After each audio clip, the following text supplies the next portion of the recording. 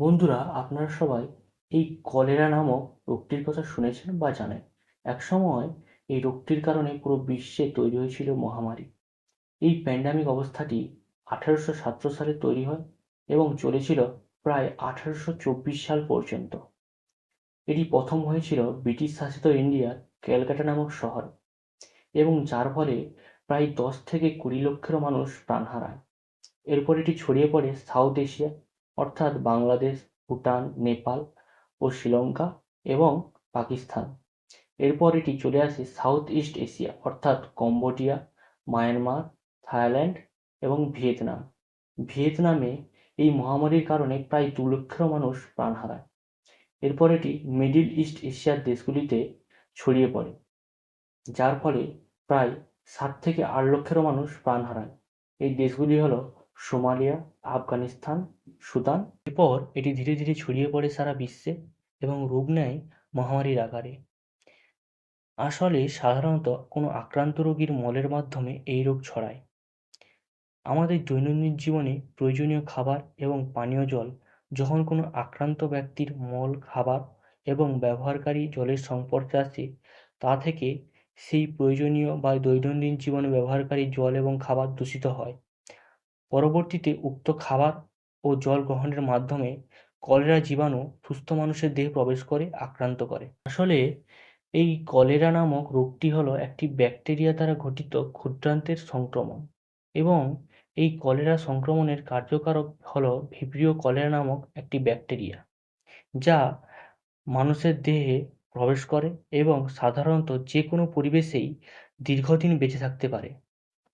এরপর এই রোগটির উপসর্গগুলি হলো ডায়রিয়া। এটিই হলো কলেরা রোগের প্রধান উপসর্গ, যা ঘন ঘন চাল দেওয়া পানির মতন পাতলা পায়খানা হতে থাকে। এছাড়াও থাকতে পারে পেটে ব্যথা, যা কয়েকদিন স্থায়ী হয়। এছাড়াও হয় প্রচণ্ড পরিমাণে ভমিটিং, অর্থাৎ ঘন ঘন বমি হতে থাকে। নৌজিয়া, প্রেসার লো হয়ে যায়, মুখ শুকনো হয়ে যায়, পেশিতে টান ধরে। এর ফলে ডিহাইড্রেশন এবং ইলেকট্রোলাইট ভারসাম্যহীনতার দিকে নিয়ে যায়, ফলে ত্বক ঠান্ডা হয়ে যায়। এই রোগটির সংস্পর্শে আসার 2 থেকে 5 দিন পর এই উপসর্গগুলি লক্ষ্য করা যায়। বর্তমান যুগে এই রোগটির ডায়াগনোসিস করা হয় মল পরীক্ষার দ্বারা। 19 শতকে যখন পৃথিবীর নানান দেশে লক্ষ লক্ষ মানুষ মারা যাচ্ছে এই কলেরা রোগে, তখন বিজ্ঞানীদের মধ্যে এক বিশাল চ্যালেঞ্জ হয়ে দাঁড়ায় এই রোগের বিস্তারের রহস্য ভেদ করা। চিকিৎসকরা তখন বুঝে উঠতে হিমশিম খাচ্ছেন যে এই রোগ কীভাবে বিশ্বব্যাপী ছড়াচ্ছে। ভিক্টোরিয়ান যুগে মানুষ তখন মনে করত দুর্গন্ধময় বাতাসের মাধ্যমে এই কলেরা রোগ ছড়ায়। সেই সময় জন স্নো নামে ব্রিটিশ একজন ডাক্তার প্রথম ধরতে পারেন যে কলেরা জীবাণু দ্বারা সংক্রমিত হয়, যা জলের মাধ্যমে রোগ ছড়ায়। এরপর এরপর তিনি বুঝতে পারেন যখন কোনো ইনফেক্টেড পার্সনের ব্যবহৃত জল এবং খাবার যখন আমাদের দৈনন্দিন জীবনে প্রয়োজনীয় খাবার এবং জলের সংস্পর্শে আসে এবং তা যখন আমরা গ্রহণ করে থাকি, তা থেকেই এই রোগটি ছড়িয়ে পড়ছে এবং মহামারীর আকার ধারণ করছে। এই রোগের সংক্রমণের কারণে খুব খারাপ ডায়রিয়া এবং প্রচণ্ড পরিমাণে ভমিটিং হতে থাকে, যার কারণে বডি ফ্লুইড প্রচুর পরিমাণে লস হয়, ফলে ডিহাইড্রেশন এবং শকের মতো পরিস্থিতিতে পড়তে হয়। যদি 2 থেকে 3 ঘন্টার মধ্যে চিকিৎসা ব্যবস্থা চালু না করা হয়, তাহলে শেষ পর্যন্ত জলশূন্যতার কারণে মৃত্যু পর্যন্ত হতে পারে। এরপর চলে আসি প্রিভেনশন, অর্থাৎ পরবর্তীকালে যাতে এই রোগটি ছড়িয়ে না পড়ে তার জন্য যে ব্যবস্থাগুলি নিতে হবে তা হলো সমস্ত দূষিত পদার্থের সঠিক জীবাণুমুক্তকরণ করা, অর্থাৎ যদি কোনো এফেক্টেড পারসন কোনো কিছু দূষিত করে থাকে তা স্টেরিলাইজেশন করা, জল পরিশোধন করতে হবে, নিরাপদ জল পান করতে হবে এবং ব্যবহার করতে হবে, খাবার সবসময় ঢেকে রাখতে হবে, সাবান দিয়ে হাত পা ধুতে হবে বেশিরভাগ সময়, পরিষ্কার পরিচ্ছন্নতা বজায় রাখতে হবে এবং কোনো এফেক্টেড পারসন যাতে কন্টামিনেশন না করে তা মেনটেন করতে হবে। মানুষকে নির্দিষ্ট প্রশিক্ষণ দিতে হবে এইসব রোগ হলে তার ম্যানেজমেন্ট কীভাবে করতে হয়। বন্ধুরা, এরপর চলে আসি ট্রিটমেন্ট এক্ষেত্রে প্রথমে যেটি আছে তা হলো ভ্যাকসিন। হুয়ে রিকোয়ালিফাই ওরাল কলেরা ভ্যাকসিন হলো ডুকোরাল, সানচোল এবং ইউভিচোল। এটি 2টি ডোজ করে দেওয়া হয়ে থাকে।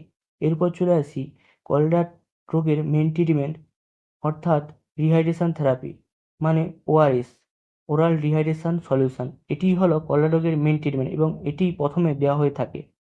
এরপর চলে আসি আইভি ফ্লুইড। আইভি ফ্লুইডের মধ্যে সোডিয়াম, পটাশিয়াম এবং বাইকার্বনেট থাকে, যা শরীরের মধ্যে অত্যাধিক ডায়রিয়া এবং ভমিটিংয়ের কারণে যে বডি ফ্লুইড লস হয়েছে তা পুনরুদ্ধার করতে এই আইভি ফ্লুইড দেওয়া হয়ে থাকে। এরপর চলে আসি মেডিকেশান। এই ক্ষেত্রে কয়েকটি অ্যান্টিবায়োটিক দেওয়া হয়ে থাকে, তা হলো ফ্লোরোকুইনোলোন, টেট্রাসাইক্লিন এবং অ্যাজিথ্রোমাইসিন।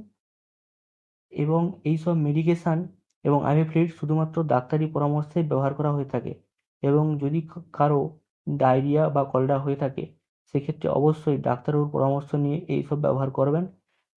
ওআরএসটা আমরা সাধারণত রিহাইড্রেশনের ক্ষেত্রে ব্যবহার করে থাকি। ভিডিওটি ভালো লেগে থাকলে লাইক, কমেন্ট, শেয়ার করবেন এবং এরকম আরও ইনফরমেটিভ ভিডিও পেতে চ্যানেলটি সাবস্ক্রাইব করে চ্যানেলটির পাশে থাকবেন।